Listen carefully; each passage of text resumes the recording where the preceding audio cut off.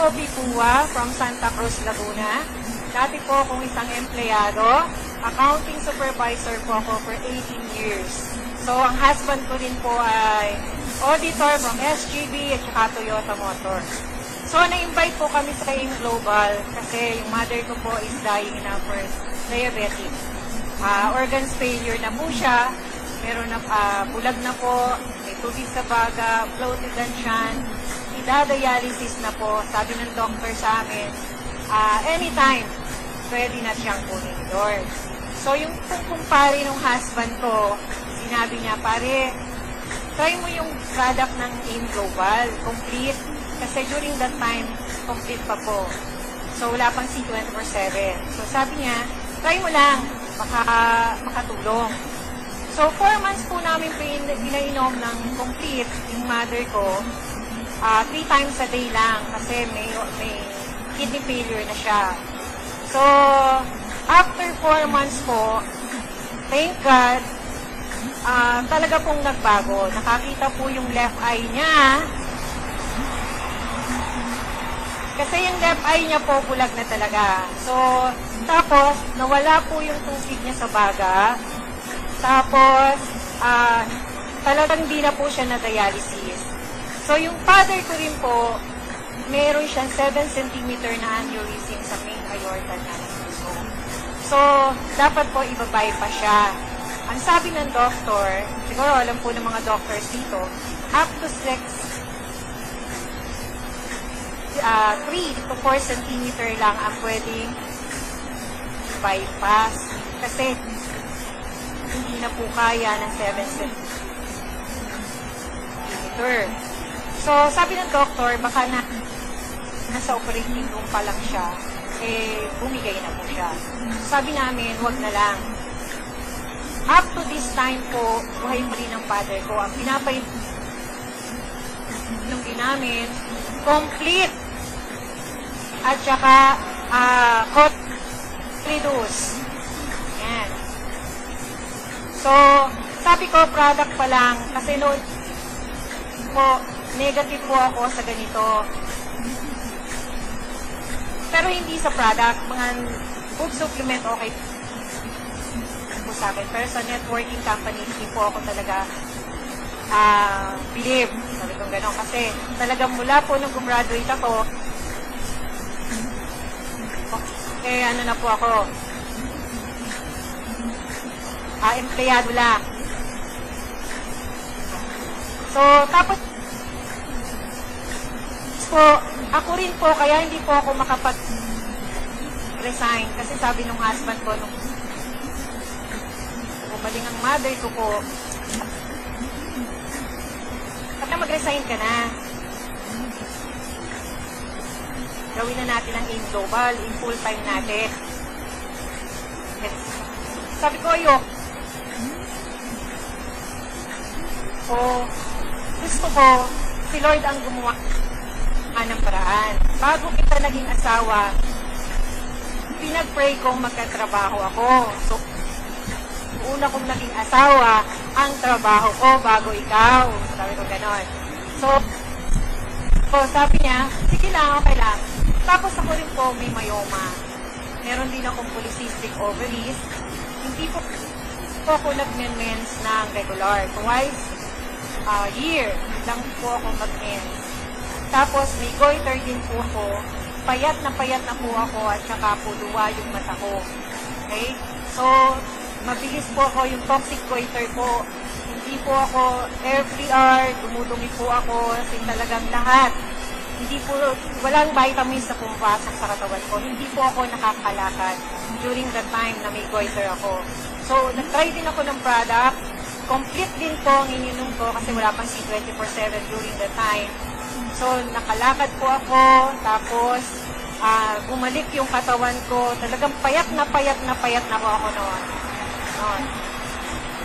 So, lately lang, sa pamilya namin, yung husband ko, Mr. Mandy Pua, January 2011, na mild stroke po siya. So, half body, paralyzed. So, bakit po siya na-paralyzed? kasi over fatigue, kasi punta siya Lawag, nag-network na po siya noon. So, punta siya Lawag, punta siya ng kusang probinsya, tapos uwian. Tapos sabi niya, iba noon naman tayo empleyado kasi supervisor ako, manager siya, pero tipid pa rin kami. So, sabi niya, kumikita naman tayo, kain naman tayo ng gusto natin kainin. So, everyday, ang dala niya po, sapay, yung mga kolesterol, mga seafood, sabi niya. Tapos na mild stroke po siya, as in half body paralyzed po. So, sabi sa Cardinal Santos, huwag ka nang mamili kasi pumunta kami ng Cardinal Santos. Hindi na po siya nakapag-drive. Sabi ko, kaya mo bang mag-drive? Hindi daw. So, natakot na ako. So, punta po kami ng Cardinal Santos, nag-taxi kami. So, sabi ng doctor, huwag ka nang mamili ng room. Punta na lang kayo sa admitting section. Before po kami pumunta ng admitting section, talaga po hindi na po siya lahat, half body na, hindi na siya nakakalakad, hindi na siya nakakagrip, wala na siyang pakiramdam yung half body niya. Tapos sabi ko, sige, nag-fit ko, tumawag lang kami na yun sa namin partner, sabi ko, pakibantayan naman si upline. Uwi po agad ako ng Pasig, kasi sa Pasig rin po nakatira. So, nakasalubong ko po si Up Mylene.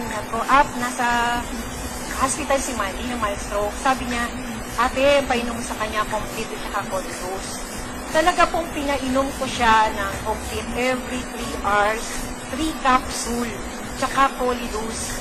Alam niyo po ba, talagang, sabi nga kasi lagi ko pong nakikita sa na-stroke, di ba nasa hospital na na-stroke pa ulit? So, kailangan po pala talaga mayroong pang-neutralize sa loob ng katawan. Meron tayong panglaban o pampalakas sa loob ng katawan natin. Kasi, bakit nasa hospital na na-stroke pa rin sila, di ba? Sa awa po ni Lord, 2 days lang po kami, walang lumala sa kanya. Kamantalang dapat nasa ICU siya. So, 2 days lang po, pinalabas kami ng doktor. Wala po talagang lumala sa kanya. Kaya sabi ko, thank you Lord. Thank you sa AIM Global. Thank you sa product ng AIM Global. At the same time po, talagang 2 months nakapag-drive po ulit siya kasi hindi po siya nakakagrip ng any small items. Kahit po baso, wala po siya nakahawakan. So, during that time talaga sabi ko, bago lang po yung kotse na binigay sa akin nung December 2010. Hindi po ako marunong mag-drive. So sabi ko, dalawa yung kotse namin. Hindi naman po ako marunong mag-drive. Talaga po isinasauli ko po sa Kia Motors yung kotse na pangalawa, yung pula. So yung pangatlo.